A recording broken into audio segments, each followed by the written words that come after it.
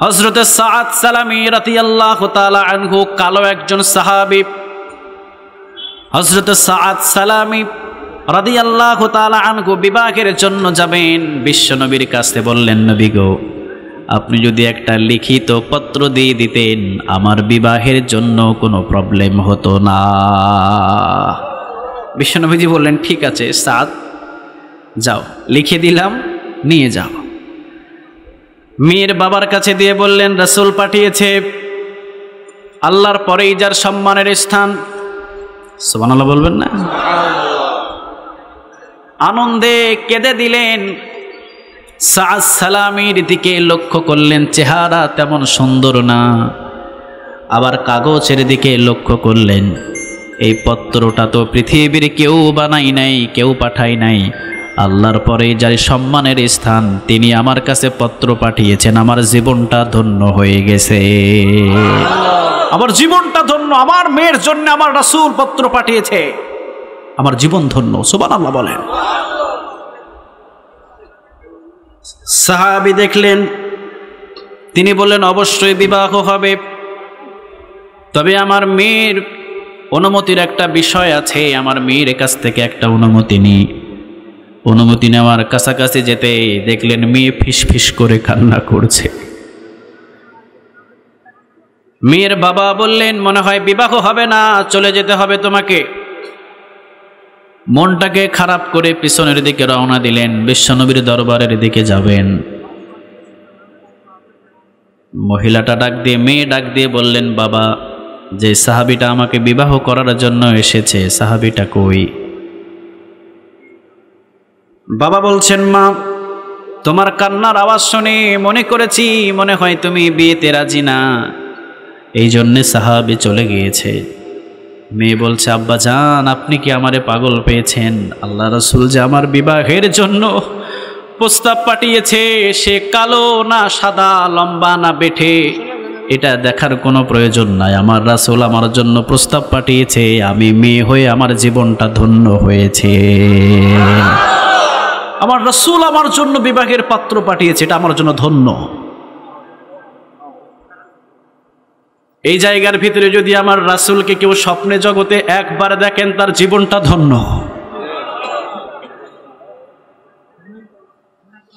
একবার যদি আমার রাসূলকে স্বপ্নের জগতে একবার দেখতে পান, আপনার জীবন ধন্য।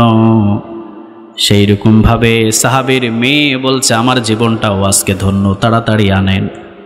পিছন থেকে বাবা ডাক দিলেন, এই দিকে আসো, তোমার সাথে বিবাহের বন্দোবস্ত ওকে করলাম, যাও বিয়ের বাজার সব কিছু করে নিয়ে আসো। সাহাবী চলে গেলেন। সাআদ সালামী বিশ্বনবীর সামনে গিয়ে বললেন, ইয়া রাসূলুল্লাহ সাল্লাল্লাহু আলাইহি ওয়াসাল্লাম, 8 মাস হলো কালেমা পড়েছি। জোরে বলেন, কয় মাস? 8 মাস হলো কালেমা পড়েছি, কোনোদিন কর্ম করি নাই, নামাজের সাথে সংযুক্ত ছিলাম এবং কোরআন তেলাওয়াতের সাথে সংযুক্ত ছিলাম। নবী গো, হাতের ভিতরে একটাও টাকা নাই, টাকা দেন, বিবাহের বাজার করতে যাব। রাসূল বললেন, আমাকেই দিতে হবে। সাআদ সালামী বললেন, জি, আপনাকেই দিতে হবে, আপনি দেন। বিশ্বনবীজি কয়েকজনের কাছ থেকে কিছু টাকা দিয়ে বললেন, সাআদ সালামী যাও, বাজার করে নিয়ে তাড়াতাড়ি বিবাহের জন্য প্রস্তুতি নাও। বাজার করলেন। বাজার করে দোকান থেকে বাহির হতে কয়েকজন সাহাবীর সাথে দেখা। সাহাবী বলছে, সাআদ সালামী, কোথায় যাও তুমি? সাআদ সালামী বললেন, বিবাহের বাজার করেছি, রওনা দিচ্ছি বিবাহের জন্যে। সাহাবীরা বললেন, সাআদ সালামী, আমরা তো জিহাদের ময়দানে রওনা দিয়েছি,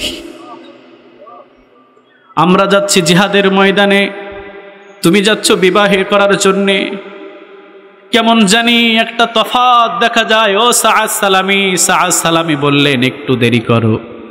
বাজারটা আবার দোকানদাররে ফেরত দিয়ে বললেন, আমার শাড়ি লাগবে না, বিবাহের কোনো কাপড় চোপড় লাগবে না, যুদ্ধ করার জন্য একটা তরবারি আর একটা ঢাল আমারে হাদিয়া দাও।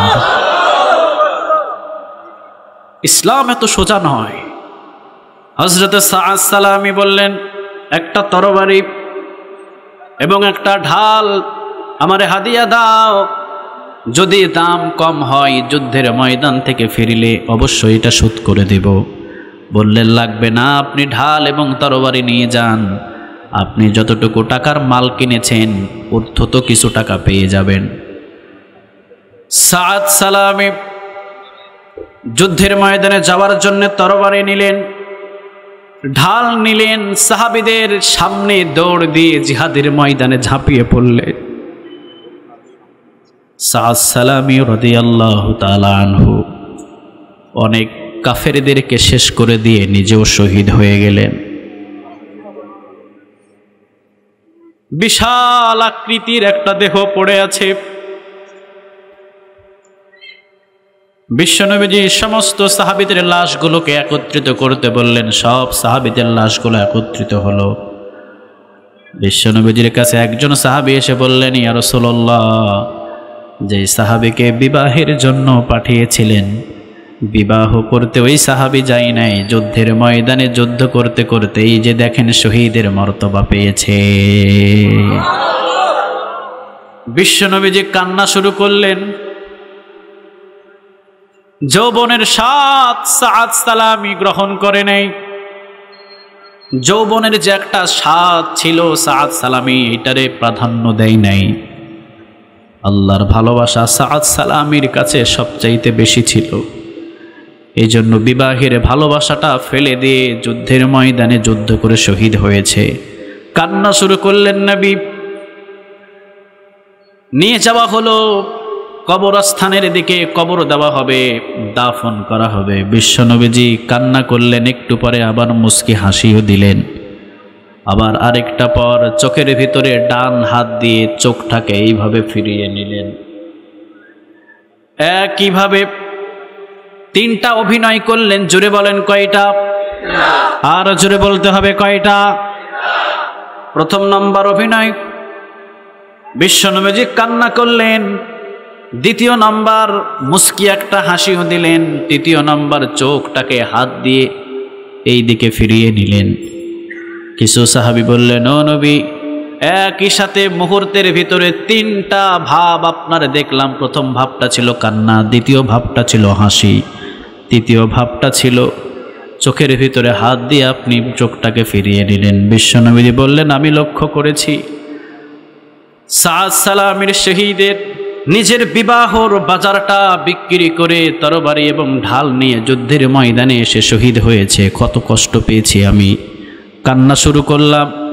একটু পরেই দেখলাম সাদ সালামির সমস্ত হুরগুলো এসে কেউ ডান হাত ধরে এই দিকে টানে, কেউ বাম হাত ধরে ওই দিকে টানে, কেউ কোমর ধরে পিছনের দিকে টানে, কেউ গর্দানটা ধরে ওই দিকে টানে। সব হুরগুলো টানাটানি শুরু করেছে। মুস্কি একটা হাসি দিয়ে দিলাম।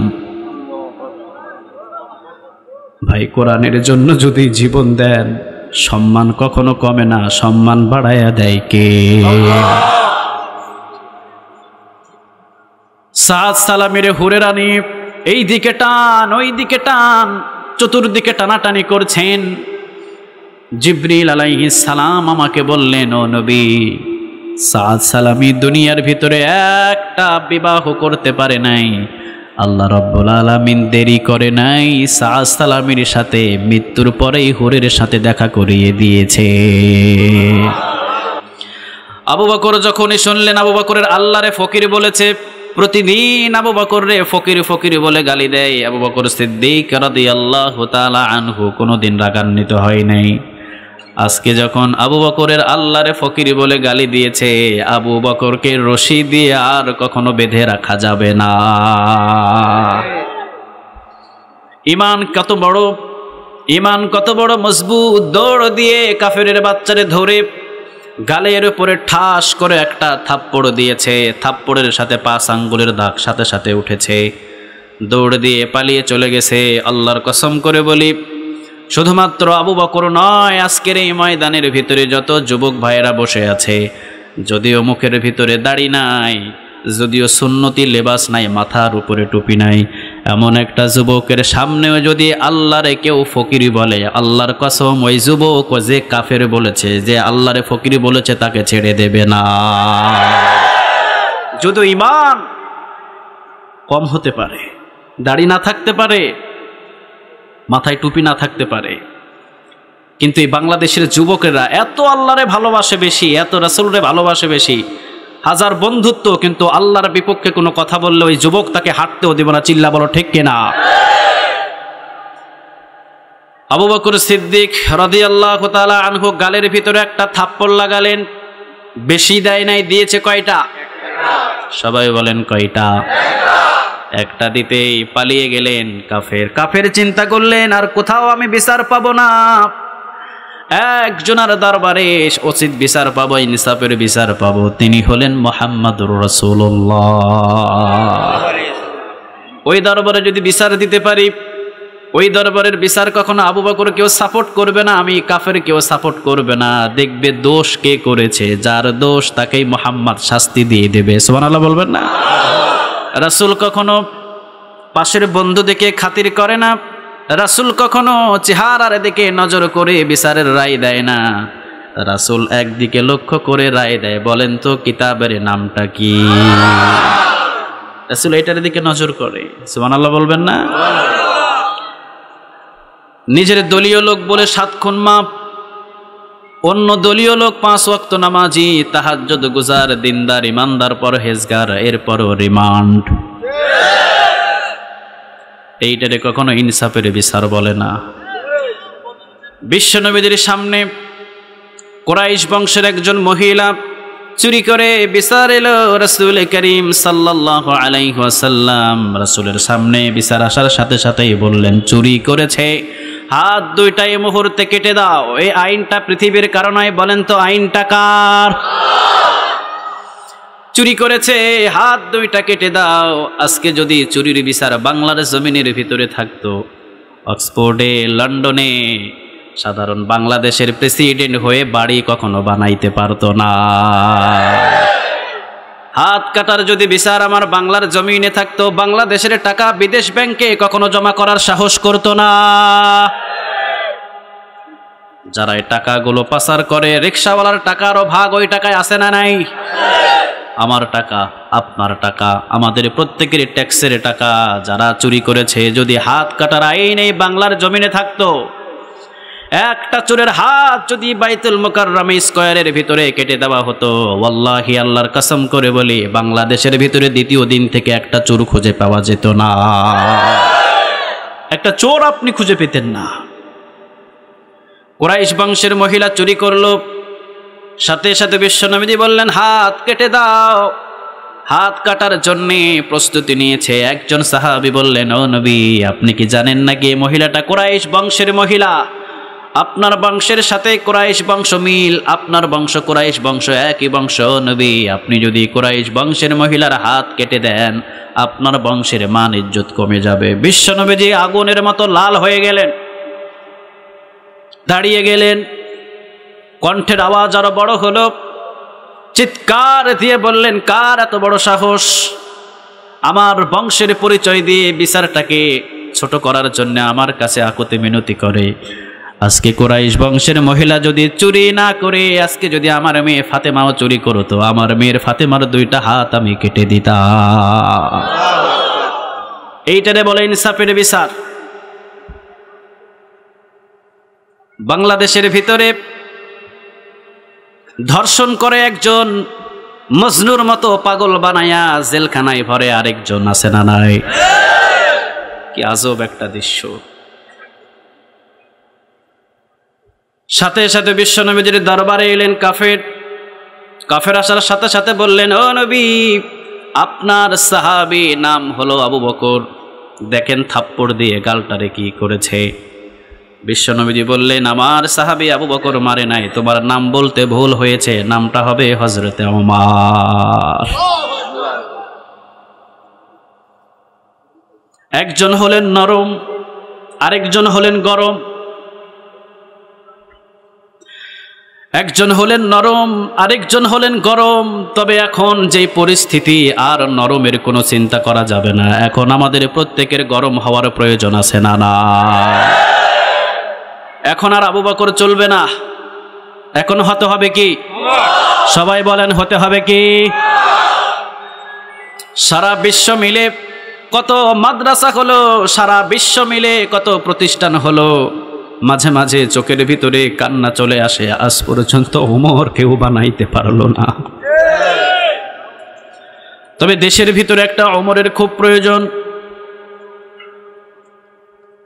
10 বছর শাসন করেছেন, 12.5 লক্ষ বর্গ মাইল চালিয়েছেন, হাতের ভিতরে কোনোদিন তরবারি ধরে নাই, শুধুমাত্র আঙ্গুলটা তুলতেন।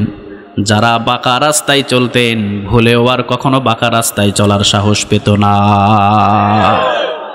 আরে তোমরা কয় হাজার কিলোমিটার শাসন করো, ইতিহাস সাক্ষী আছে। 12.5 লক্ষ বর্গ মাইলের প্রেসিডেন্ট হযরত ওমর, সুবহানাল্লাহ বলেন।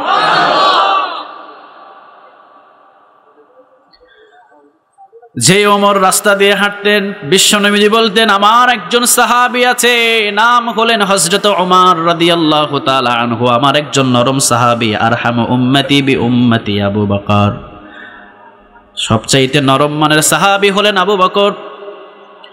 আর আরেকজন সাহাবী আছে ওয়া আশিদ্দাহুম ফি আমরিল্লাহি ওমর, এইটা হলেন ওমর। তবে এইটা নরম নয়, এইটা হলেন অনেক গরম, যার কথা শুনলেই 40 দিন পর্যন্ত ওই রাস্তা দিয়ে শয়তান ভয়ে যায় না। বিশ্বনবীজি বললেন না না, আবু বকর মারতেই পারে না। মারছে কে? সবাই বলেন মারছে কে?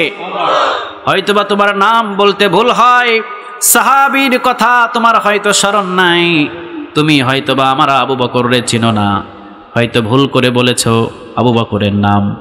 কাফের বলে না গো নবী, আমি সত্য কথাই বলছি, মারছে আপনার সাহাবী আবু বকর। কে মারছে? আবু বকর মেরেছে।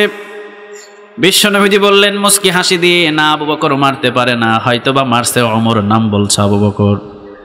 সাহাবী এবার চিৎকার দিয়ে বলছেন ও নবী, কাফের এবার চিৎকার দিয়ে বলছেন ও নবী, আমি একটাও মিথ্যা কথা বলি নাই, এই মুহূর্তে দাঁড়ানো আছে আমি, আপনি আবু বকরকে ডাক দিয়ে জিজ্ঞান মারছে কে। বিশ্বনবীজি ডাক দিলেন, আবু বকর আসলেন। বিশ্বনবীজি বলেন আবু বকর, ব্যাপারটা বুঝলাম না, কে মেরেছে? আবু বকর সিদ্দিক রাদিয়াল্লাহু তাআলা আনহু নিচের দিকে তাকিয়ে বললেন ইয়া রাসূলুল্লাহ, নিজেই আমি মেরেছি, এইটা ওমর মারে নাই, আমি আবু বকর মেরেছি। বিশ্বনবীজি বললেন কেন মারলা আবু বকর? আবু বকর বললেন ইয়া রাসূলুল্লাহ, আমার পুরো শরীর যদি ব্লেড দিয়ে চিরে আবু বকর ও সাউন্ডটাও করবে না। এই আবু বকরকে যদি দাফন করে দেয় জিন্দা, আবু বকর কখনো শব্দটাও করবে না। কিন্তু আমি যাকে জীবনের চাইতে বেশি ভালোবাসি তার বিপক্ষে কথা বললে আবু বকর তাকেও ছেড়ে দেবে না।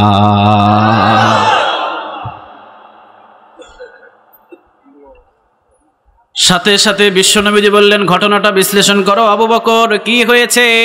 আবু বকর বললেন ও নবী, আমার আল্লাহকে প্রতিদিনের জন্য আমাকে ফকির ফকির বলে গালি দেয়, আজকে আমাকে গালি দেয় নাই, আজকে আবু বকরের গালি দিয়েছে, সাথে সাথে আবু বকরের আল্লাহকেও ফকিরি বলে গালি দিয়েছে। আমারে তো ফকির বলেছে, আবার আমার আল্লাহকেও ফকির বলেছে, আমি ছাড়তে মনে চাই নাই, একটা লাগিয়েছি ও নবী, এখনো পর্যন্ত দাফন করি নাই, তার ভাগ্য ভালো। বিশ্বনবীজি বললেন ইসলিসি আবু বকর, একটু শান্ত হও। কাফেরকে জিজ্ঞাসা করলেন তুমি আবু বকরের আল্লাহরে গালি দিলা কেন? কাফের বলে ও নবী, আমি আবু বকরের আল্লাহরে কোনো গালি দিই নাই। মনে রাখবেন জীবনে কোনোদিন কাফের সত্য কথা বলে না। যার কাছে কোরআন নাই, যার কাছে ইসলাম নাই, সে কখনো সত্য কথা বলতে পারে না। আজ পর্যন্ত বাংলার জমিনের ভিতরে অনেক সাজ সাজিয়েছে, অনেক ঘটনাগুলো সাজানোর চেষ্টা করেছে, কোরআন রেখেছে একজন। যখন পুরা বাংলাদেশের 16 কোটি মানুষ মিছিল আর মিটিং শুরু করেছে, সাথে সাথে সাজাইতে আর দেরি হয় না। জীবনে কখনো কাফেরকে বিশ্বাস করা যাবে না, যার কাছে কোরআন নাই তাকে বিশ্বাস করা যাবে না। কাফের নিজেই বলেছে, আবু বকর নিজেও ফকির, আবু বকরের আল্লাহ ফকির, কিন্তু এই জায়গায় এসে কাফের বলছে ও নবী এমন কথা আমি বলি নাই। বিশ্বনবী বললেন কি আবু বকর, এ তো এই কথা বলে নাই। আবু বকর বললেন ও নবী, আমি কি মিথ্যা কথা বলেছি? সত্য কথাই বললাম। সে সত্য বলেছে না, মিথ্যা বলছে নবী গো, সে অবশ্যই অবশ্যই আমাকে গালি দিয়েছে, আমার আল্লাহকে গালি দিয়েছে। বিশ্বনবীজি আবার বললেন, কাফের বলে না গালি দি নাই। তৃতীয়বার আবার জিজ্ঞালেন, কাফের বলে না ও নবী গালি দি নাই। বিশ্বনবীও বিচার করেন, ইনসাফের বিচার, কাফেরকে জোরপূর্বক কোনো শাস্তিও দিতে পারে না। বললেন, আবু বকর এখন অবশ্যই তুমি বলছো গালি দিয়েছে, কাফের বলছে গালি দেয় নাই, কিন্তু তুমি তাকে একটা থাপ্পড় দিয়েছো, তুমি আবু বকর স্বীকার করেছো। এখন অবশ্যই একজন সাক্ষী হাজির করো যে তোমাকে ওই কাফের গালি দিয়েছে। অবশ্যই সাক্ষী হাজির করতে হবে। আবু বকর বললেন, নবী গো, আমার কাছে তো কোনো সাক্ষী নাই। যখন সে আমাকে গালি দিয়েছে ওই জায়গার ভিতরে কোনো সাহাবী ছিল না, ওই জায়গার ভিতরে কোনো মানুষ ছিল না। এক ছিলাম আমি, আরেক ছিল এই কাফের। কিন্তু আবু বকর এখনো পর্যন্ত জানে না আবু বকর এবং কাফেরের মাঝখানে আরেকজন ছিল। বলেন তিনি কে? আবু বকর এখনো পর্যন্ত এই নলেজটা খাটাইতে পারে নাই। আবু বকর বলছেন, ও নবী, সে যখন আমাকে গালি দিয়েছে ওই জায়গার ভিতরে আর কেউ ছিল না, আমি ছিলাম এবং সে ছিল। বিশ্বনবী বললেন, আবু বকর, যদি তুমি এই জায়গার ভিতরে সাক্ষী হাজির না করতে পারো, আমি বিশ্বনবী ফাইসালা দিতে হবে। তুমি একটা থাপ্পড় দিয়েছো কাফেরের গালে, কাফেরও ওইভাবে তোমার গালে একটা থাপ্পড় দেবে। কার গালে থাপ্পড় পড়বে? বিশ্বনবীর সম্মানের পরেই যার সম্মানের স্থান, সুবহানাল্লাহ বলেন। বিশ্বনবীজি বলেছেন, আমার একজন সাহাবী আছে, ওই সাহাবীর যদি সারা জিন্দেগির আমলগুলো এক পাল্লায় রাখা হয়, ওই আমলগুলো যদি খোঁজা হয় এবং আকাশের তারকার দিকে যদি লক্ষ্য করা হয়, তারা আমলের পৃষ্ঠাগুলো খুঁজতে খুঁজতে এমন পর্যায়ে হয়ে যাবে আকাশের সমস্ত তারকাগুলো গণনা করা সহজ হবে। ওই সাহাবীর আমল নামার আমলগুলো গণে শেষ করা যাবে না। আয়েশা বললেন, কে এমন এই সাহাবী? বিশ্বনবী বললেন, হযরত ওমর রাদিয়াল্লাহু তাআলা আনহু। আয়েশার মন একটু খারাপ হলেই রাসূল বললেন, ও আয়েশা, মনটারে খারাপ করো না, এটাই তো শেষ নয়, আমার আর একজন সাহাবী আছে, নাম হলেন হযরত আবু বকর সিদ্দিক রাদিয়াল্লাহু তাআলা আনহু। ও আয়েশা, হযরত ওমর রাদিয়াল্লাহু তাআলা আনহুর সারা জিন্দেগির আমলগুলো যদি এক পাল্লায় দেওয়া হয়, আর আমার সাহাবী আবু বকর সিদ্দিক রাদিয়াল্লাহু তাআলা আনহুর যদি আমার সাথে গুহার ভিতরে যতটুকু সময় ছিল, ওই সময়ের 1 ঘন্টা 2 ঘন্টা অথবা 3 ঘন্টা সময় আমার সাথে যে গুহার ভিতরে ছিল, আমি বিশ্বনবী আবু বকর সিদ্দিক রাদিয়াল্লাহু তাআলা আনহুর অরুর উপরে মাথা দিয়ে যতক্ষণ পর্যন্ত বিশ্রাম করেছিলাম, অতটুকু সময়ের ভিতরে আল্লাহ খুশি হয়ে যতগুলো নেক আবু বকরকে দিয়েছে, ওই নেকের যদি এক পাল্লায় রাখা হয়, ওমরের নেক যদি সারা জীবনের নেক আরেক পাল্লায় রাখা হয়, আবু বকরের শুধুমাত্র ততটুকু সময়ের নেকের পাল্লা আল্লাহ অনেক ভারী করে দেবে। সারা জীবনের নেক লাগবে না আবু বকরের। এ পর্যন্ত যত মানুষ কালেমা পড়ে মুসলমান হবে, এক একটা নেক আবু বকরের আমল নামায় উঠাইয়া দিবে কে? সাধারণ মানুষ নয়। হযরত আবু বকর সিদ্দিক রাদিয়াল্লাহু তাআলা আনহু কোনো সাধারণ মানুষ নয়। বিশ্বনবী বললেন, আবু বকর, সাক্ষী যদি হাজির না করতে পারো, প্রস্তুতি নাও, এই মুহূর্তের ভিতরে প্রস্তুতি নাও, এই কাফেরটা তোমার গালের উপরে একটা থাপ্পড় দেবে। আবু বকর সিদ্দিক রাদিয়াল্লাহু তাআলা আনহু বিশ্বনবীর সামনে নরম নাকি গরম? সবাই বলেন, নরম নাকি গরম? সাহাবী নিজেও গরম, মানে আবু বকর নিজেও গরম, সব সময় নরম। শুধু গরম হয়েছিলেন একটা কাজের জন্যে, একজনকে ফকির বলেছে। বলেন তিনি কে? আরো জোরে বলেন তিনি কে? ওই আল্লাহ আবু বকরেরও আল্লাহ, ওই আল্লাহ মাহমুদুল হাসানেরও আল্লাহ, ওই আল্লাহ আজকের মাহফিলের সভাপতিরও আল্লাহ। আবু বকর যে জবান দিয়ে ডেকেছে, আমাদের জবানটাও এক, তবে গোলামি করার ভিতরে ব্যবধান আছে না? না, অনেক ব্যবধান, অনেক। হযরত আবু বকর সিদ্দিক রাদিয়াল্লাহু তাআলা আনহু বিশ্বনবীর সামনে বললেন, ও নবী, আপনি যেই ফয়সালা দিবেন এই ফায়সালা চুল পরিমাণ নড়ানোর ক্ষমতা আবু বকরের নাই। আপনি যদি বলেন ওই কাফের আমার গালে একটা না 10টা থাপ্পড় দেবে, আবু বকর সহ্য করতে রাজি। সুবহানাল্লাহ বাড়িতে গিয়া বললেন। আমরা হলে বলতাম সারা জীবন আপনার গোলামি করলাম, আপনার সাথে থাকলাম, আপনি আবার আমার গালে থাপ্পড় মারার জন্য কাফেরকে অনুমতি দেন, আপনার দরবার ছেড়ে দিলাম। কারণ আমরা তো হলাম রাগান্বিত। ও মিয়া, আল্লাহর প্রিয় হতে হলে রাগান্বিত দিয়ে হয় না, আল্লাহর প্রিয় হতে হলে ধৈর্যশীল হতে হয়, ধৈর্যশীল হতে হয়। ওমরের রাগ ছিল বেশি, কিন্তু ধৈর্য ছিল তার চাইতে বেশি। সুবহানাল্লাহ বলেন। হযরত আবু বকর সিদ্দিক রাদিয়াল্লাহু তাআলা আনহু বললেন, ও নবী, আপনি যদি যেই রায় দিবেন এই রায়টা অবশ্যই আমি মেনে নিতে রাজি, কোনো প্রবলেম নাই। বিশ্বনবীজি বললেন, যাও আবু বকরের গালে তুমিও একটা থাপ্পড় দাও। যেহেতু আবু বকর এখনো পর্যন্ত কোনো সাক্ষী হাজির করতে পারে নাই, কাফের তো আনন্দিতে নাচ দিয়ে আবু বকর সিদ্দিক রাদিয়াল্লাহু তাআলা আনহুর গালের উপরে থাপ্পড় মারার জন্য প্রস্তুতি নিয়েছে। ও মিয়া, আপনি যদি এক রাত আল্লাহকে জেগে জেগে গোলামি করেন, আল্লাহ 2 রাত আপনার জন্য অপেক্ষা করে বসে থাকে। আপনি এক হাত যদি আল্লাহর কাছে যান, আল্লাহ 2 হাত আপনার দিকে অগ্রসর হয়। আপনি যদি আল্লাহর কাছে একটা নিয়ামত চান, আল্লাহ বলে বান্দা 10টা নিয়ামত তোরে দান করে দিলাম। কারণ ওয়াইন তাউদ্দু নি'মাতাল্লাহি লা তুহসুহা, আল্লাহ বলে বান্দারে 10টা কেন, 10,000 নিয়ামত আমি আল্লাহ যদি তোরে দিই, এরপরেও আমার নিয়ামত গনে কোনোদিন শেষ করতে পারবি না। আবু বকরের গালে থাপ্পড় পড়বে, যদিও বিশ্বনবীজি সহ্য করতে পারছেন না, কিন্তু সাক্ষী তো নাই। ইনসাফের বিচার, কোরআন কখনো ব্যক্তির বিচার করে না, ঠিক কিনা? কোরআন হলো ইনসাফের বিচার করে, বিশ্বনবীজি ইনসাফের বিচার। কলিজার ভিতরে অনেক কষ্ট বিশ্বনবীর।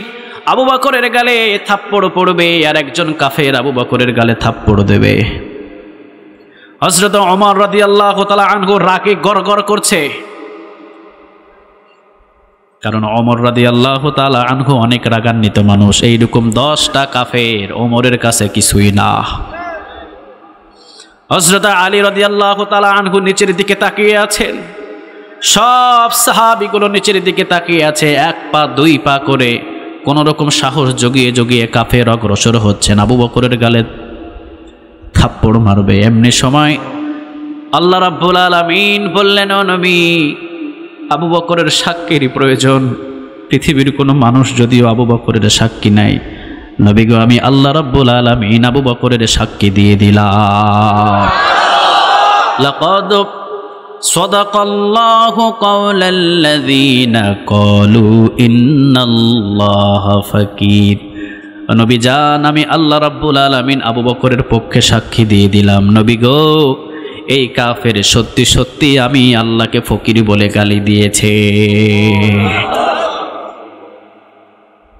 পৃথিবীর কোনো বন্ধু নয়, ওই মালিকরে বন্ধু বানান, পুরো জিন্দেগি আল্লাহ বদলিয়ে দেবে। পৃথিবীর কারো গোলামি নয়, কোনো নেতার গোলামি নয়, কোনো মন্ত্রীর গোলামি নয়, কোনো প্রেসিডেন্টের গোলামি নয়। গোলামি করতে হবে একজন, আর বলেন তিনি কে? তার গোলামি করতে করতে যদি জীবনটা চলে যায়, এই জীবন যায় না, মনে করেন যে সে সফল। তার মতো সফল আর কেউ নাই। এই কোরআনের জন্য 1 ফোঁটা রক্ত ঝরাবেন, আপনি সফল। এই কোরআনের জন্য আপনার টাচ হবে, আপনার সম্মান আর মর্যাদা বৃদ্ধি করে দিবে কে? আবু বকরের জীবনে কোনোদিন মালিক রে ভালোবেসে কখনো ঠকে নাই। আমি আর আপনিও যদি সেই আল্লাহর গোলামি করি, আমাদেরকেও ঠকাবে না কে? আওয়াজ দিয়ে বলেন কে? এই জন্য রাত যত গভীর হয়, সব দরজা বন্ধ হয়ে যায়, একজনের দরজা উন্মুক্ত হয়ে যায়। বলেন তো দরজাটা কার? একটু যদি রাত হয়ে যায়, আপনাদের কি কোনো কষ্ট হবে? কথা বলেন, কোনো কষ্ট হবে? সামিয়ানা থেকে বাহির হওয়ার আগে যদি সেইভাবে বসে থেকে আলোচনা শুনতে পারি, সামিয়ানা থেকে বাহির হওয়ার আগে পিছনের গুনাহগুলো মাফ করে দিবে কে? আবার যে আগামী বছর এই ময়দানে আসতে পারবো, কোনো গ্যারান্টি আছে? কথা বলেন, কোনো গ্যারান্টি আছে? নাই। এই কোরআনটা হলো সম্মানিত একটা কিতাব। ইন্নাহু লাকুরআনুন কারীম ফি কিতাবিম মাকনুন। অনেক সম্মানিত একটা কিতাব এই কোরআন।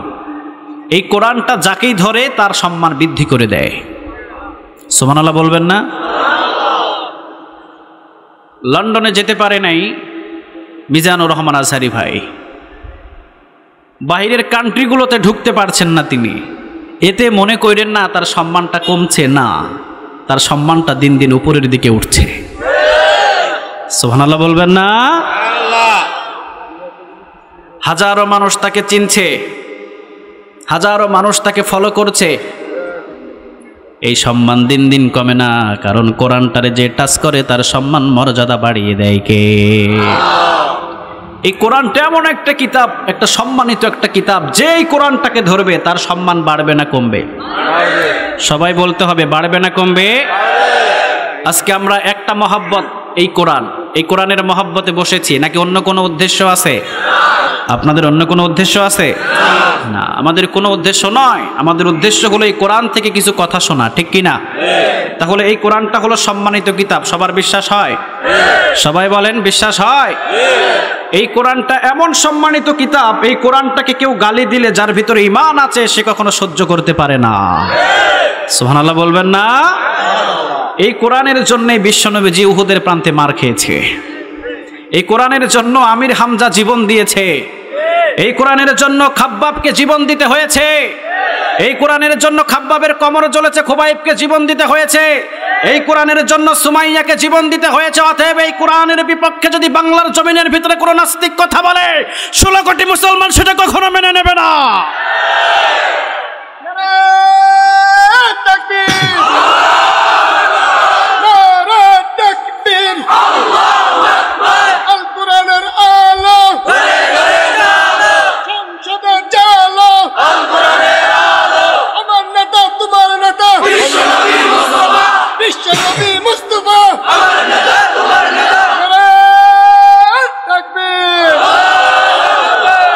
অতএব এই কোরআনটা হলো সম্মানিত কোরআন। ইন্নাহু লাকুরআনুন কারীম। এই কোরআনটার সম্মান মর্যাদা পৃথিবীর কেউ দেয় নাই। এই কোরআনের সম্মান মর্যাদা একজন দিয়েছে, বলেন তিনি কে? মদিনার ভিতরে হযরত সাআদ সালামি জবরদস্ত একজন সাহাবী, 8 মাস আগে কালেমা পড়েছে। জোরে বলেন, কয় মাস? সবাই বলেন, কয় মাস? 8 মাস। আপনারা কি কথা বুঝতেছেন? আমার কোনো প্রবলেম হচ্ছে? কয় মাস আগে? 8 মাস। 8 মাস আগে তিনি কালেমা পড়লেন। বয়স একটু বেশি, বয়স একটু বেশি। বিবাহ করতে পারে নাই, এখনো পর্যন্ত বিবাহ করতে পারে নাই। 8 মাস পর্যন্ত মদিনার দাঁড়ে দাঁড়ে ঘুরছেন। একটা সুন্নত আদায় করবে, কয়টা? সবাইকে বলতে হবে, কয়টা? সেটা হলো বিবাহের সুন্নাহ। কেউ বিবাহ দেয় না।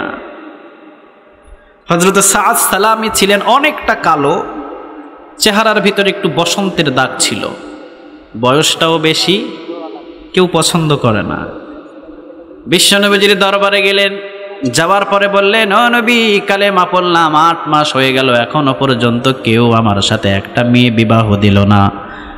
বিশ্বনবীজি বললেন, মদিনার ভিতরে সবচাইতে সুন্দরী মেয়ের সাথে তোমার বিবাহ হবে। আমি রাসূল বলে দিলাম, কোরআনের মর্যাদা এটাই, সবচাইতে সুন্দরী এই মদিনার সুন্দরী মেয়ের সাথে তোমার বিবাহ হবে। বিশ্বনবীজি বললেন, খুঁজে দেখো তো দেখি কে সুন্দরী মেয়ে আছে। সাহাবীরা একের পর এক খোঁজাখুঁজি করে পেয়ে গেলেন, একটা সুন্দরী মহিলা আছে। একটা সাহাবীর একটাই কন্যা। জুড়ে বলেন, কয়টা?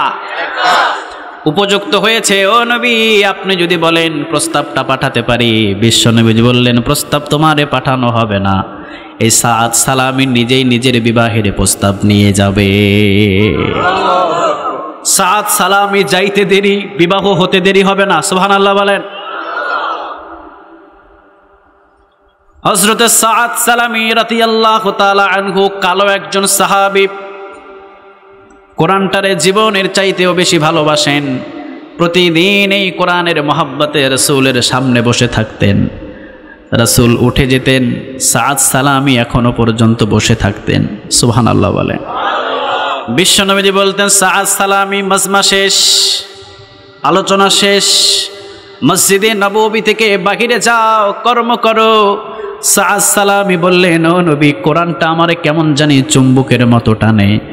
যতক্ষণ পর্যন্ত আপনার সামনে কোরআন শুনি, পৃথিবীর কোনো খাবারে সাদ সালামির আর প্রয়োজন হয় না। বড় ভালোবেসে ফেলেছিলেন এই কোরআনকে। হযরত সাদ সালামি রাদিয়াল্লাহু তাআলা আনহু বিবাহের জন্য যাবেন। বিশ্বনবীর কাছে বললেন, নবী গো, আপনি যদি একটা লিখিত পত্র দিয়ে দিতেন, আমার বিবাহের জন্য কোনো প্রবলেম হতো না। বিশ্বনবীজি বললেন, ঠিক আছে সাদ, যাও, লিখে দিলাম, নিয়ে যাও। মেয়ের বাবার কাছে দিয়ে বললেন, রাসূল পাঠিয়েছে, আল্লাহর পরেই যার সম্মানের স্থান। সুবহানাল্লাহ বলবেন না? আনন্দে কেঁদে দিলেন। সাদ সালামির দিকে লক্ষ্য করলেন, চেহারা তেমন সুন্দর না। আবার কাগজের দিকে লক্ষ্য করলেন, এই পত্রটা তো পৃথিবীর কেউ বানাই নাই, কেউ পাঠাই নাই।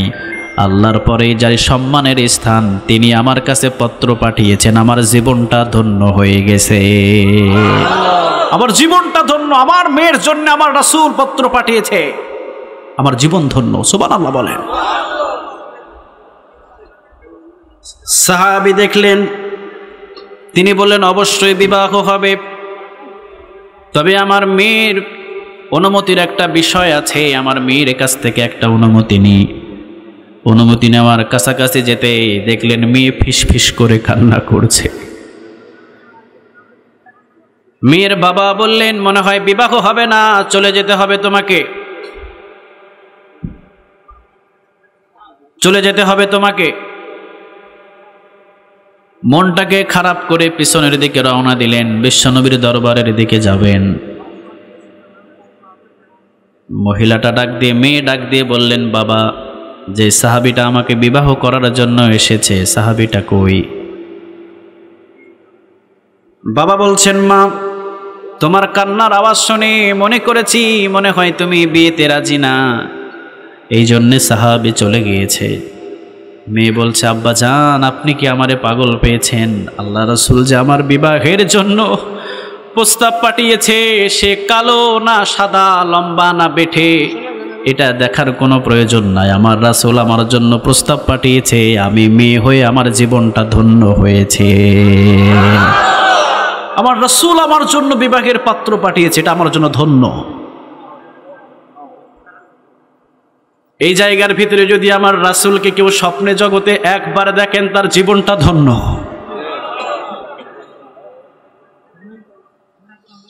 একবার যদি আমার রাসূলকে স্বপ্নের জগতে একবার দেখতে পান, আপনার জীবন ধন্য।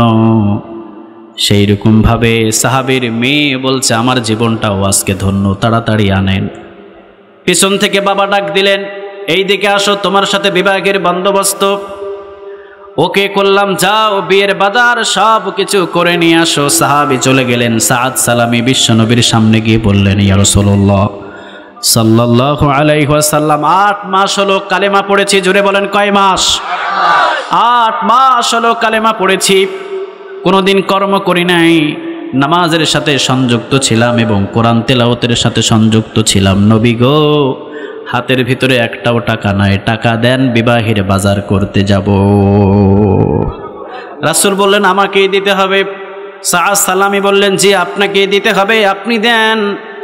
বিশ্বনবীজি কয়েকজনের কাছ থেকে কিছু টাকা দিয়ে বললেন, সাদ সালামি যাও, বাজার করে নিয়ে তাড়াতাড়ি বিবাহের জন্য প্রস্তুতি নাও।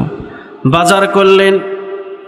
বাজার করে দোকান থেকে বাহির হতে কয়েকজন সাহাবীর সাথে দেখা। সাহাবী বলছে, সাদ সালামি, কোথায় যাও তুমি? সাদ সালামি বললেন, বিবাহের বাজার করেছি, রওনা দিচ্ছি বিবাহের জন্যে। সাহাবীরা বললেন, সাদ সালামি, আমরা তো জিহাদের ময়দানে রওনা দিয়েছি, আমরা যাচ্ছি জিহাদের ময়দানে, তুমি যাচ্ছ বিবাহ করার জন্যে, কেমন জানি একটা তফাৎ দেখা যায়। ও সাআদ সালামি, সাআদ সালামি বললেন একটু দেরি করো। বাজারটা আবার দোকানদাররে ফেরত দিয়ে বললেন, আমার শাড়ি লাগবে না, বিবাহের কোনো কাপড় চোপড় লাগবে না, যুদ্ধ করার জন্য একটা তরবারি আর একটা ঢাল আমারে হাদিয়া দাও। ইসলাম এত সোজা নয়, অনেক ত্যাগের বিনিময় ইসলামের পতাকা পতপত করে উড়েছে।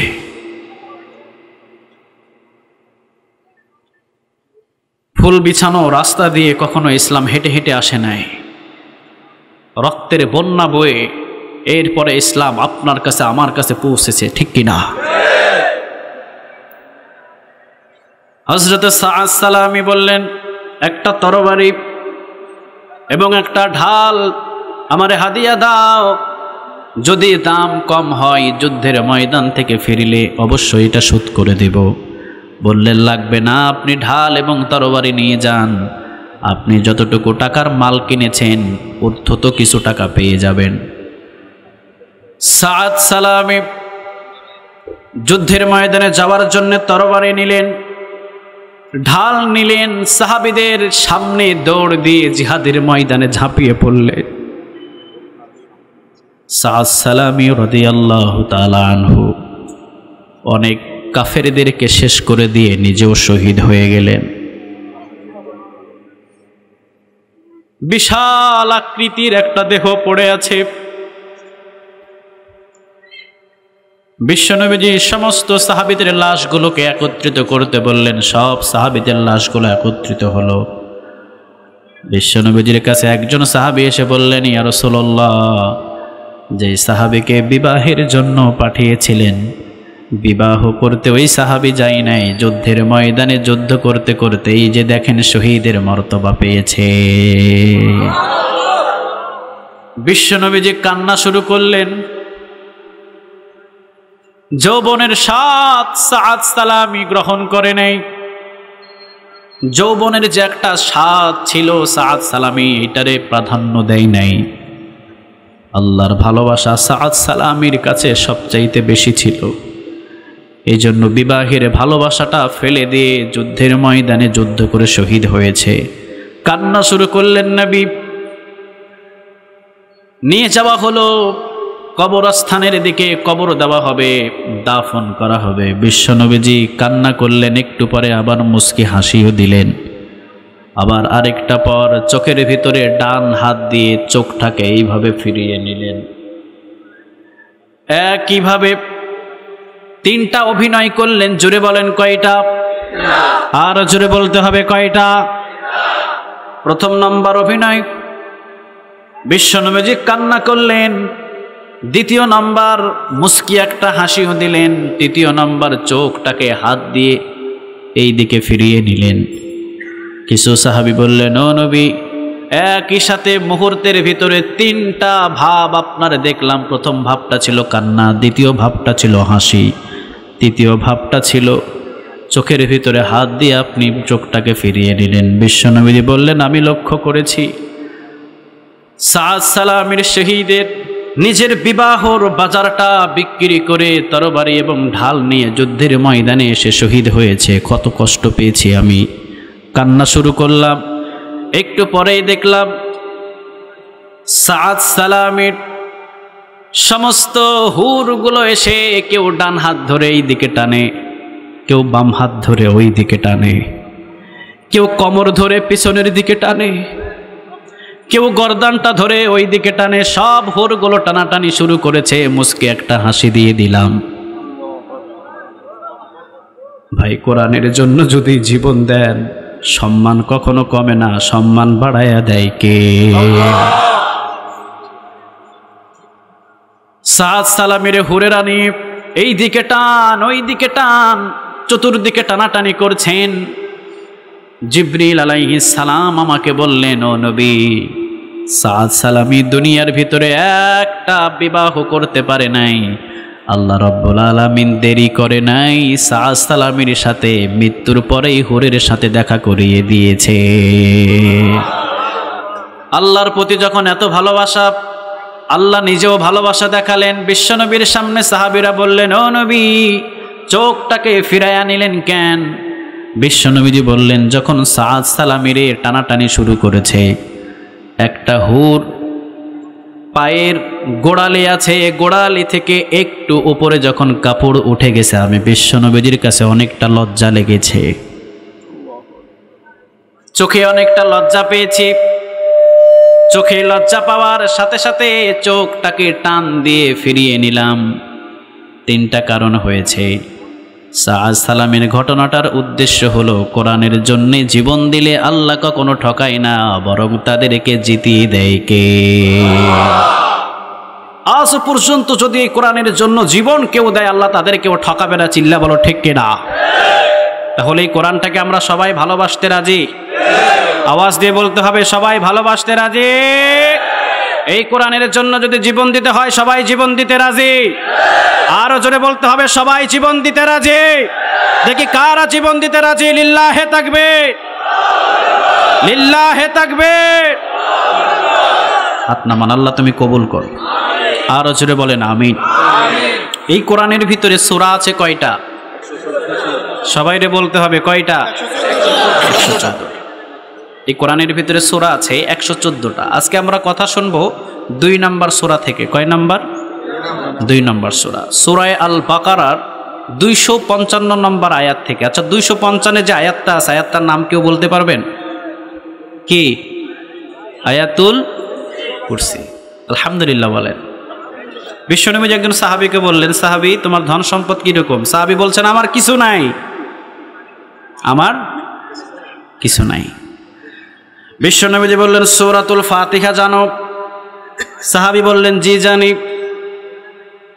আসলে কিন্তু সাহাবীর বাড়িও নাই, গাড়িও নাই, টাকাও নাই, পয়সাও নাই, ধন সম্পদ কোনো কিছু নাই। কিন্তু বিশ্বনবী বললেন, তোমার যখন কিছু নাই, তখন বলো তো দেখি সূরাতুল ফাতিহা জানো? সাহাবী বললেন, জি জানি। দ্বিতীয়বার বললেন, বিশ্বনবী বলো তো দেখি সূরা ইখলাস জানো নাকি? সাহাবী বললেন, জি জানি। বিশ্বনবী বললেন, সূরা জিলজাল জানো নাকি? সাহাবী বললেন, জি জানি। সূরা কাফিরুন জানো নাকি? সাহাবী বললেন, জি জানি। বিশ্বনবী বললেন, বলো তো দেখি সূরা আল বাকারাতে আয়াতুল কুরসি আছে, এই আয়াতুল কুরসি জানো নাকি? সাহাবী বললেন, জি জানি। বিশ্বনবী বললেন, তোমার চাইতে ধনী এই মদিনার ভূমিতে আর কেউ না। একজন রিকশা চালক, তার কাছেও যদি কয়েকটা সূরা সহি শুদ্ধভাবে থাকে, আর একজন ধনী, তার কাছে যদি সূরাতুল ফাতিহা থেকে কয়েকটা সূরা না জানে, রিকশা চালক ওই ধনী লোকের চাইতে আরো ধনী। সুবহানাল্লাহ বলেন। সূরাতুল ফাতিহা বিশ্বনবী বললেন, একবার যদি পড়ো 15 পারা কোরআন তেলাওয়াতের নেক আল্লাহ আমল নামায় জমা করে দেবে। সাহাবীরে, যদি তুমি একবার সূরা ইখলাস পড়ো, 10 পারা কোরআন তেলাওয়াতের নেক আল্লাহ তোমার আমল নামায় জমা করে দেবে। একবার যদি সূরা জিলজাল, ইযা জুলজিলাতিল আরদু জিলজালাহা, একবার যদি এই সূরাটা তেলাওয়াত করো, 7.5 পারা কোরআন তেলাওয়াতের নেক আল্লাহ আমল নামায় জমা করে দেবে। 2 বার পড়লে 15 পারা, 3 বার পড়লে এবং 4 বার পড়লে 30 পারা কোরআন তেলাওয়াতের নেক আমল নামায় জমা করে দিবে কে?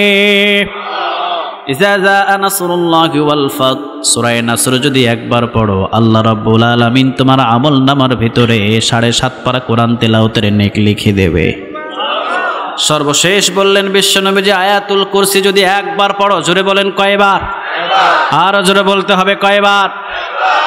15 পারা কোরআন তেলাওয়াতের নেক আল্লাহ আমল নামায় জমা করে দেবে। বিশ্বনবী বললেন, মান করব আয়াতুল কুরসি ফি দুবুরি কুল্লি সালাতিন মাকতুবা লাম ইয়ামনাহু মিন দুখুলিল জান্নাহ ইল্লা আইয়ামুত। বিশ্বনবী বললেন, যেই ব্যক্তি প্রত্যেক ফরজ নামাজের পর আয়াতুল কুরসি পড়বে, জোরে বলেন কোন নামাজ? আওয়াজ দিয়ে বলতে হবে কোন নামাজ? ফরজ নামাজ। বিশ্বনবী বলেন, ফরজ নামাজের পর যে আয়াতুল কুরসি পড়বে রেগুলার, বিশ্বনবী বললেন লোকটা জান্নাতে চলে যায়। আজ থেকে পড়বেন তো ইনশাআল্লাহ? সবাই তো বললেন না, সবাই পড়তে রাজি? প্রত্যেক ফরজ নামাজের পর আয়াতুল কুরসি পড়বে, সোজা জান্নাতে চলে যায়। জোরে বলেন কোথায়? আরেকজন সাহাবী বললেন, ও নবী, কই জান্নাতে তো গেলাম না। বিশ্বনবীজি বললেন, ইল্লা আইয়ামুত, মৃত্যুটা শুধুমাত্র বাধা হয়ে দাঁড়িয়ে আছে, লোকটা মরলে লোকটারে জান্নাত পর্যন্ত পৌঁছিয়ে দিবে কে? আরেকটা বর্ণনা বিশ্বনবীজি বললেন, জান্নাত মানে অন্ধকার কবর। অন্ধকার কবর, এই যে অন্ধকার কবরের ভিতরে আমরা থাকবো, এই কবরটাই জান্নাত দিয়ে বাগান বানিয়ে দেবে কে? আল্লাহ। সবাই বলেন তো দেখি, কবরের আযাব আছে না নাই? দুই পাশ থেকে মাটি চাপ দিবে, এই চাপের সিস্টেম আছে না নাই? একটা ঘটনা শুনলে অবশ্যই বুঝতে পারবেন। হযরত সাদ ইবনে মুআজ রাদিয়াল্লাহু তাআলা আনহু মদিনাতে, কোথায় বলেন? মদিনাতে। আপনি বুঝতে পারবেন কত জবরদস্ত একজন সাহাবী, এরপরেও কবরের আযাব থেকে রক্ষা পাচ্ছে না। আপনি অবাক হয়ে যাবেন। হযরত সাদ ইবনে মুআজ রাদিয়াল্লাহু তাআলা আনহু তিনি ইন্তেকাল করলেন। বিশ্বনবীজি নিজে তারা জানাজার নামাজ পড়ালেন। সুবহানাল্লাহ, বাড়িতে গিয়ে বললেন। বিশ্বনবীজি নিজে জানাজার নামাজ পড়ালেন।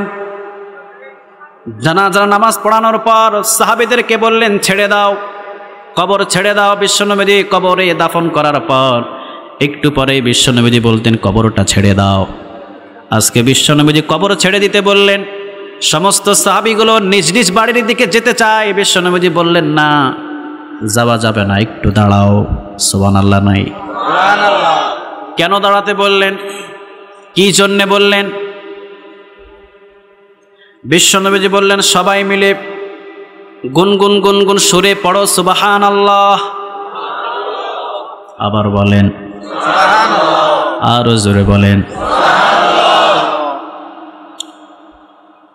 হাদিসটি বর্ণনাকারী বললেন, দীর্ঘ সময় পর্যন্ত সুবহানাল্লাহ সুবহানাল্লাহ সুবহানাল্লাহ সাহাবীরা এই কবরের পাশে দাঁড়িয়ে দাঁড়িয়ে পড়ছে।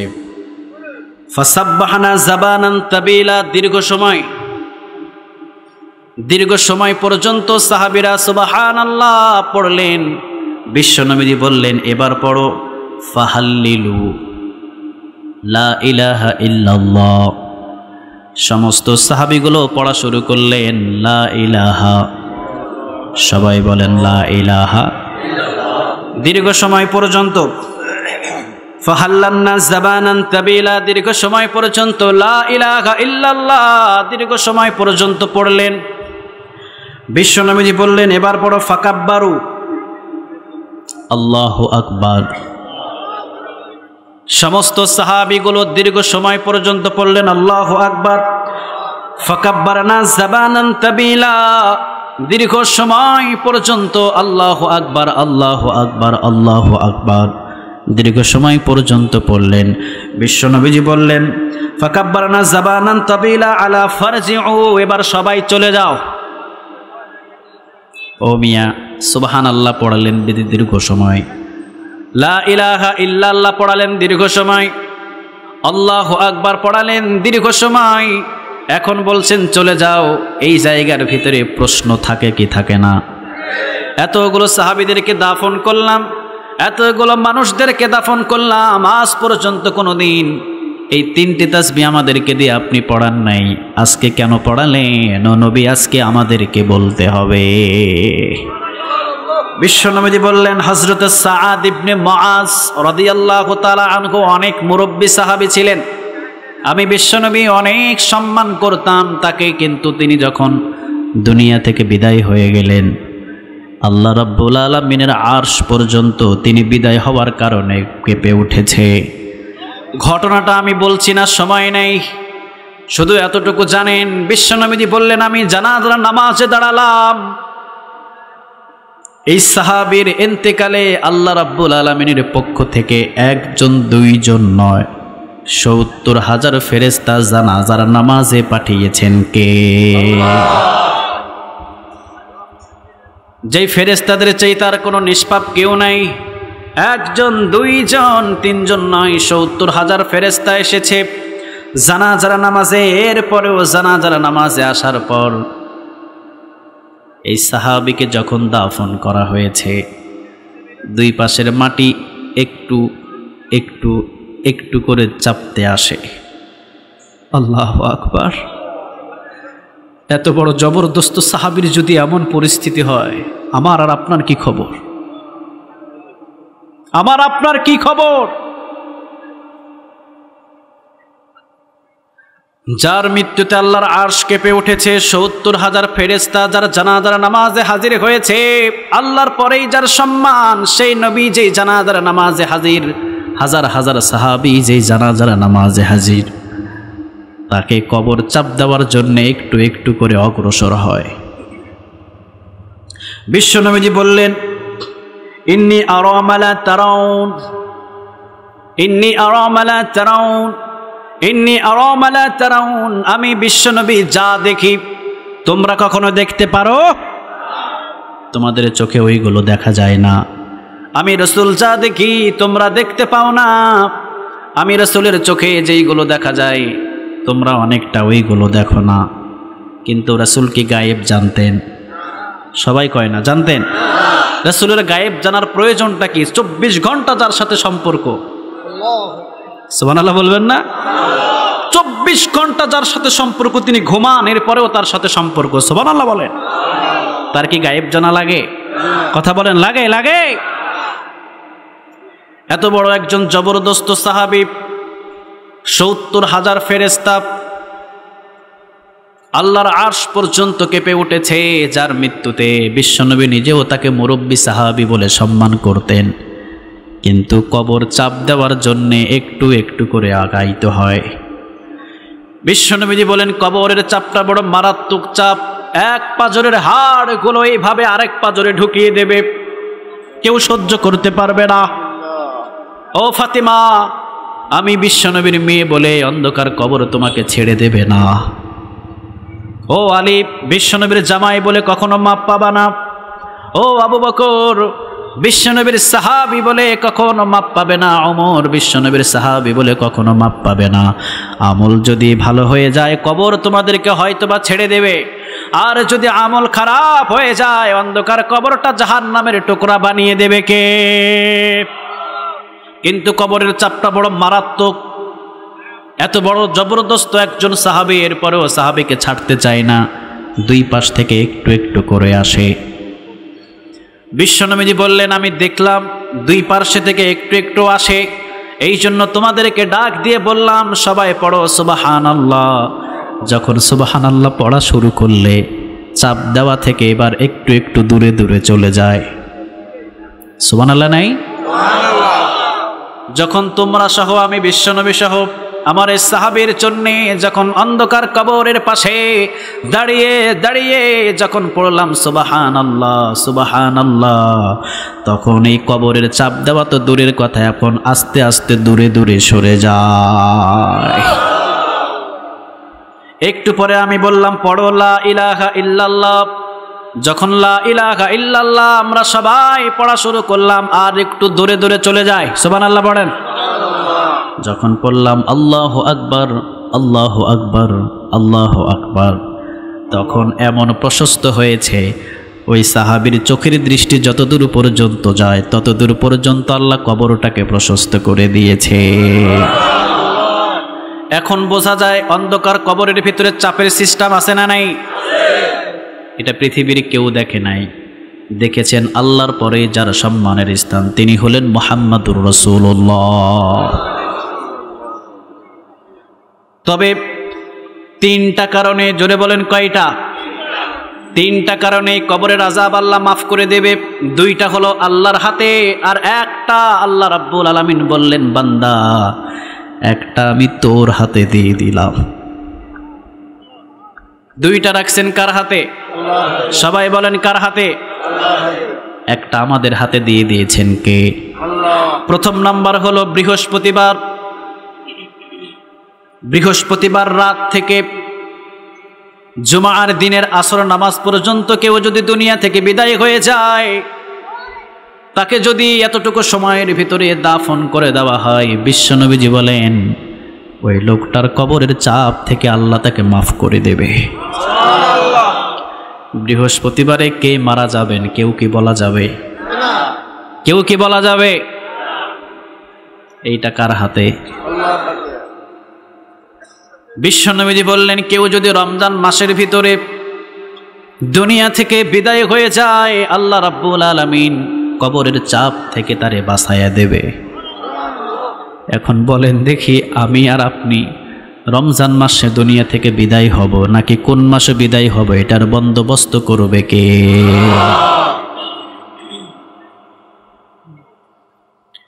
ইন্নাল্লাহা ইনদাহু ইলমুস সাআতি ওয়া ইউনাজ্জিলুল গায়থা ওয়া ইয়ালামু মা ফিল আরহাম ওয়া মা তাদরি নাফসুম মাযা তাকসিবু গাদা ওয়া মা তাদরি নাফসুম বিআইয়ি আরদিন তামুত। কথাটা কার? এই মৃত্যুগুলোর ফয়সালা কোথায়, কিভাবে, কখন হবে, এইটা কেউ জানে না। বলেন তো দেখি, একজনা জানেন, তিনি কে? তাহলে দুইটা রাখছে কার কাছে? আরো জোরে বলেন, কার? আল্লাহ নিজের কাছে দুইটা রেখে দিলেন, একটা দিলেন আমাদের কাছে। বিশ্বনবী বললেন, প্রতি ফরজ নামাজের পর কোন নামাজ? প্রত্যেক ফরজ নামাজের পর যদি অটোমেটিক আয়াতুল কুরসি মৃত্যু পর্যন্ত কোনো বান্দা পড়ে যায়, আল্লাহ রাব্বুল আলামিন এই অন্ধকার কবরের ভিতরে এই চাপ থেকে আমার আল্লাহ বাঁচিয়ে দেবে। আল্লাহু লা ইলাহা ইল্লা হুয়া আল হাইয়ুল কাইয়ুম লা তাখুযুহু সিনাতুন ওয়ালা নাওম। সুবহানাল্লাহ বলেন। আমি আর লম্বা ভূমিকা টানছি না। আল্লাহু লা ইলাহা ইল্লা হুয়া আল হাইয়ুল কাইয়ুম, আল্লাহু লা ইলাহা ইল্লা হু, এতটুকু পর্যন্ত একটু বলি।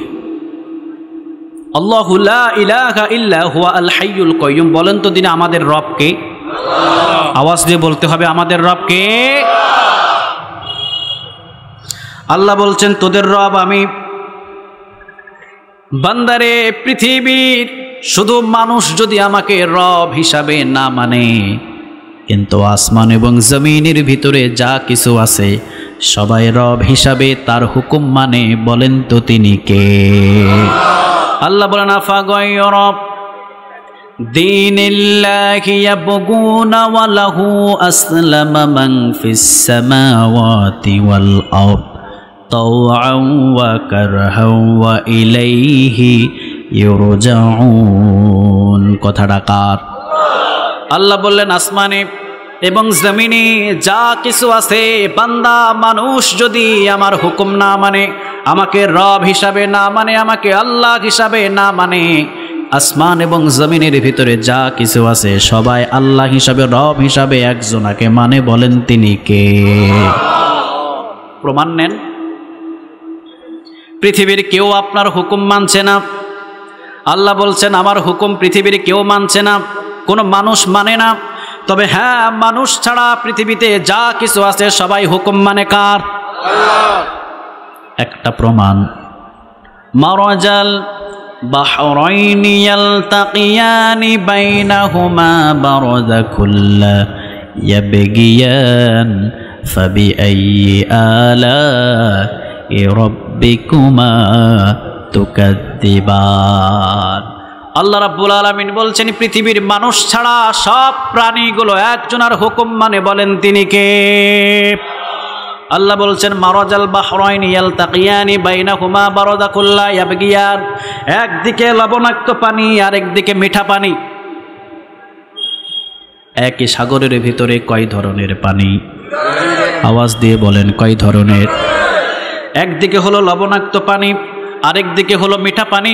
মাঝখানে কোনো দেয়াল নাই, কোনো পার্টিশন নাই, কোনো ওয়াল নাই। লবণাক্ত পানি মিঠা পানির ভিতরে ঢুকতে পারে না, মিঠা পানি লবণাক্ত পানির ভিতরে ঢুকতে পারে না। বলেন তো দেখি, পানিগুলো হুকুম মানে কার? আল্লাহ বললেন, বান্দা, যেদিন থেকে আমি আল্লাহ রাব্বুল আলামিন সূর্য বানালাম, সূর্য পূর্ব দিকে উঠে পশ্চিম দিকে ডুবে। যারা সরকারি চাকরি করেন এই জায়গার ভিতরে বসে আছেন, বলেন তো দেখি, একই টাইম মতো প্রতিদিন 7টায় উপস্থিত হন, আবার 7টায় ফিরে আসেন। প্রতিদিন 50 বছর চাকরি করছেন, 1 মিনিট এদিক ওদিক হয় নাই, এইরকম ব্যক্তি আছে? আছে? আমাদের কত মাহফিল মিস্টেক হয়ে যায়, ঠিক না? আল্লাহ রাব্বুল আলামিন বলছেন, ওই যে সূর্য আমি অনুমতি দিলাম পূর্ব দিকে উঠবি, পশ্চিম দিকে ডুববি, লক্ষ লক্ষ বছর, কোটি কোটি বছর হয়ে গেল, আজ পর্যন্ত উঠতে আধা ঘন্টা দেরি করে নাই, আবার ডুবতে আধা ঘন্টা দেরি করে নাই, কারণ সূর্যটা হুকুম মানে কার? আল্লাহ রাব্বুল আলামিন বলছেন, আমাদের শরীরের ভিতরে যত অঙ্গ আছে সব অঙ্গগুলো পৃথিবীর কারো হুকুম মানে না। বলেন তো অঙ্গগুলো হুকুম মানে কার? মাথার চুল,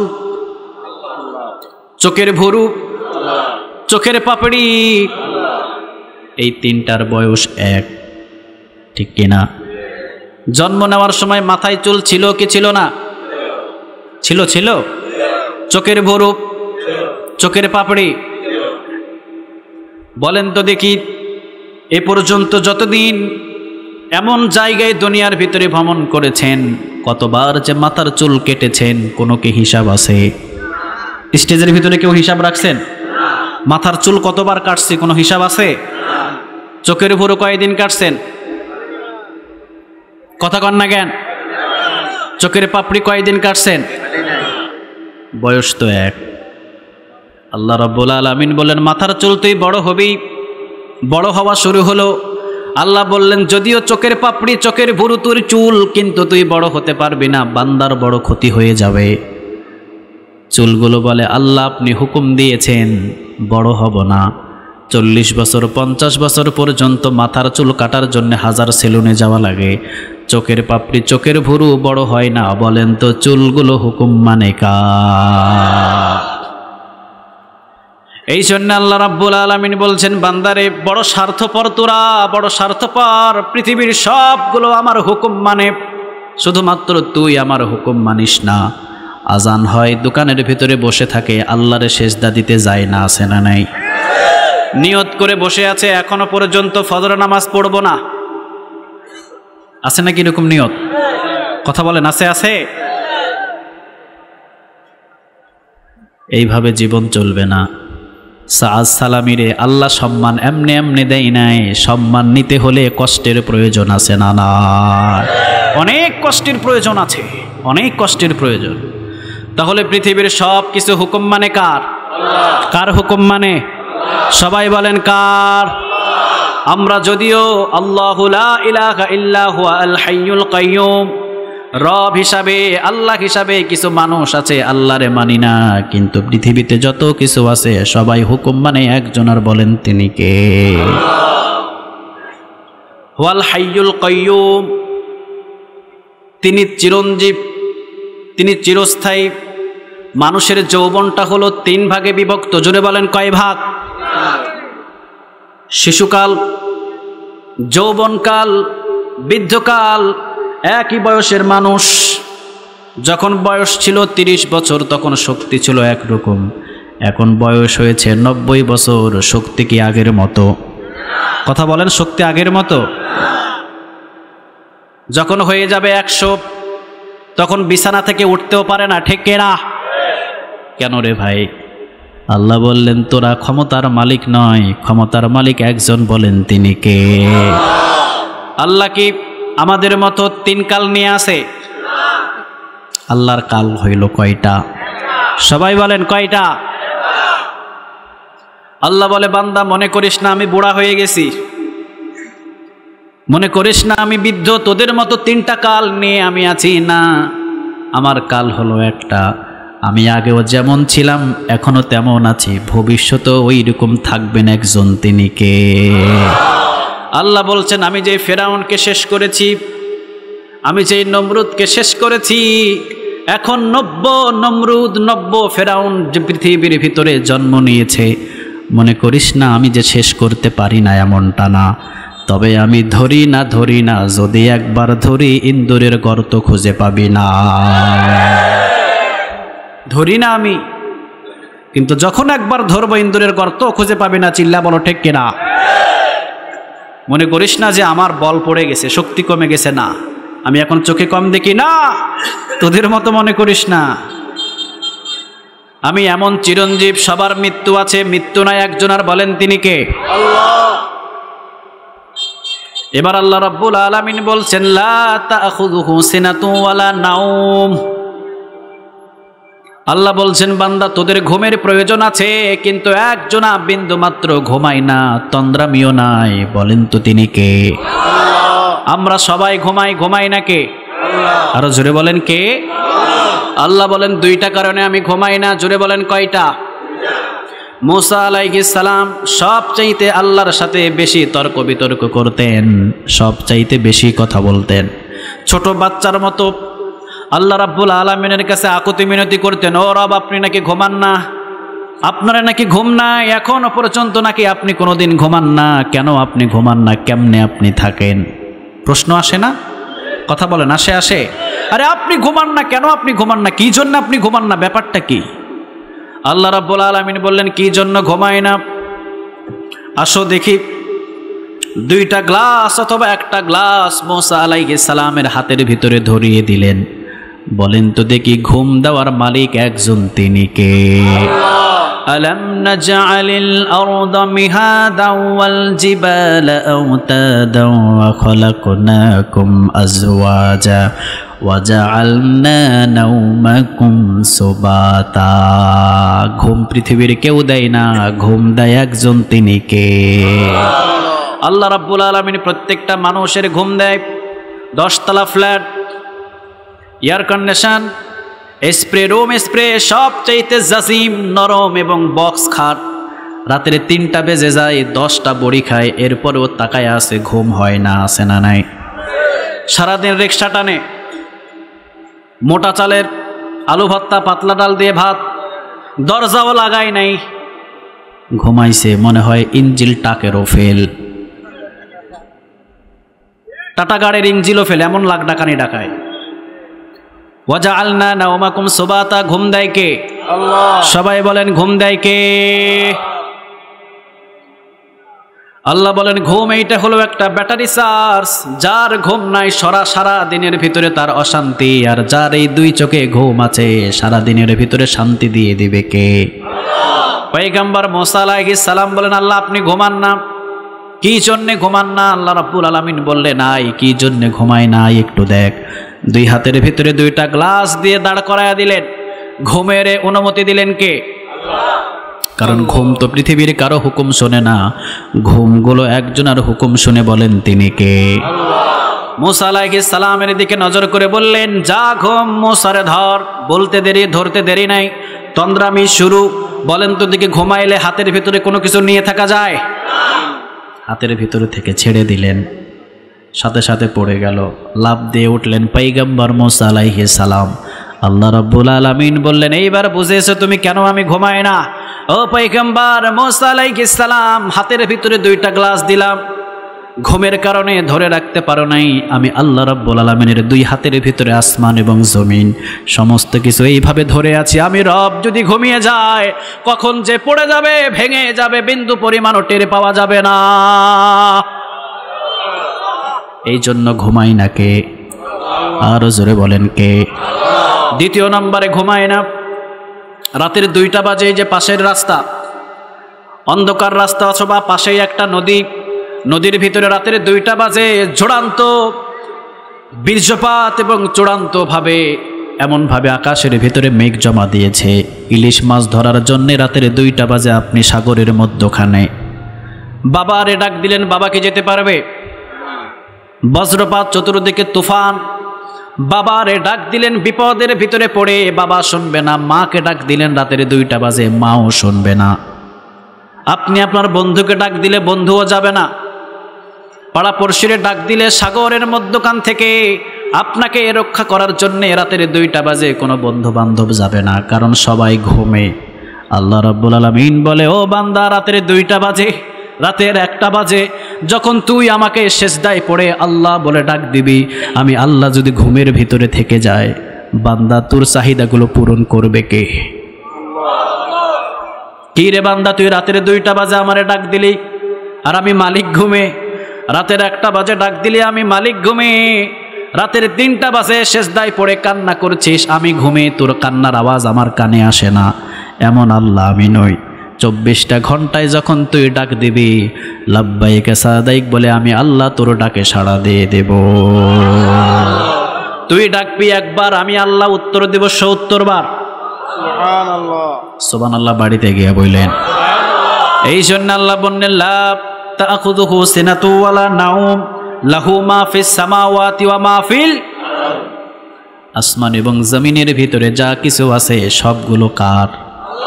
50 লক্ষ দিয়া টাকা 50 লক্ষ দিয়া জমিন কিনছেন, জমিন দলিল পাইছেন, পাওয়ার পরে বলেন এই জমিনটা আমার, আমার আসলে জমিনটা কার? বিবাহ করছেন, কাবিননামা করেছেন, এইবার বলেন এই বিবিটা আমার, আসলে বিবিটা কার? ছেলে একটা পাইছেন, মনে করেছেন ছেলেটা আপনার, আসলে ছেলেটা কার? ছেলে পাইছেন, ছেলের বয়স এখন 15 বছর, ছেলেরা যেখানে নিয়ে যায় জিগায় ছেলেটাকে, আপনি বলেন এই ছেলেটা আমার, সব জায়গায় বলে আমার আমার আমার। 15 বছর বয়সে বাম সাইডে পেটের একটা ব্যথা নিয়ে চলে গেছে স্কয়ার হাসপাতালে। স্কয়ার হাসপাতাল বলছেন 1 সপ্তাহ টাইম। কয় সপ্তাহ? আরো জোরে বলেন কয় সপ্তাহ? 1 সপ্তাহ টাইম। 1 সপ্তাহের ভিতরে যা খাওয়ানার খাওয়ায়া দেন, 15 বছরের ছেলে আর বাঁচবে না। বাড়ি আনতেই অ্যাম্বুলেন্সের ভিতরে ইন্তেকাল করেছে। সাদা কাফন পরায়া খাটের উপরে শোয়ায়া কান্দেন কেন? আপনার না ছেলে? এখন যাই কার কাছে? কথা বলেন কার কাছে? আপনার ছেলে, যে সব জায়গার ভিতরে বলেছেন আপনার আপনার আপনার, এই ছেলেটা আমার, এই ছেলেটা আমার। এখন সাদা কাফন পরায়া বিদায় দিয়ে দেয়। বলেন তো যাই একজনের কাছে, বলেন তিনি কে? ওই ছেলে আপনার না, ওই মেয়ে আপনার না, ওই বিবি আপনার না, ওই আত্মীয় স্বজন জায়গা জমি আপনার না, যদিও কিছু দিনের জন্য আপনার। বলেন তো দেখি প্রকৃত সম্পদ একজনের, তিনি কে? আর বেশি সময় টানতে পারছি না। আসমান এবং জমিনের ভিতরে যা কিছু আছে সবগুলোর মালিক একজন, তিনি কে? এই জমিনের মালিক কে? আসমানের মালিক কে?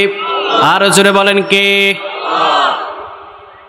আমার সম্পদের ভিতরে আরেকজন যদি মাতব্বরি করে, ঝামেলা আছে না নাই? আরো জোরে বলতে হবে, ঝামেলা আছে না নাই? বাড়ি করছি আমি, আমার বাড়িতে এসি লাগাবো নাকি কি লাগাবো এটা আমার ব্যাপার, ঠিক কিনা? আল্লাহ বলেন বান্দা জমিন বানিয়েছি আমি, এই জমিনের ভিতরে কোরআনের দাওয়াত চলবে, তুই বাধা দেওয়ার কে? ঠিক কিনা? আল্লাহ বলছেন জমিন আমার, আসমান আমার। এই জমিনের ভিতরে উন্মুক্ত ভাবে কোরআনের দাওয়াত চলবে, তাফসীর মাহফিল চলবে, মিছিল চলবে, মিটিং চলবে, কোরআন নিয়ে সংগ্রাম চলবে। এই জমিনটা বানিয়েছি, এই জন্য বাধা দিতে কেউ কখনো আসবে না।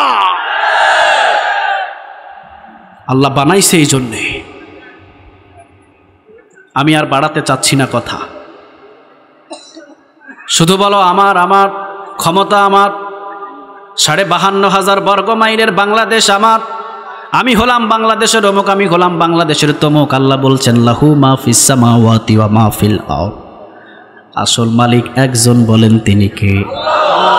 বিবি যখন মৃত্যুবরণ করে বিবিরে দাফন করে আসেন কেন? আপনারই না বিবি? আসলে এইগুলো কোনো কিছুই আপনার নয়, আসলে একমাত্র মালিক সমস্ত কিছুর, বলেন তিনি কে? আল্লাহ রাব্বুল আলামিন আমাদের সবাইকে এই বুঝগুলো দান করুক, আমরা বলি আমিন। আরো জোরে বলি আমিন।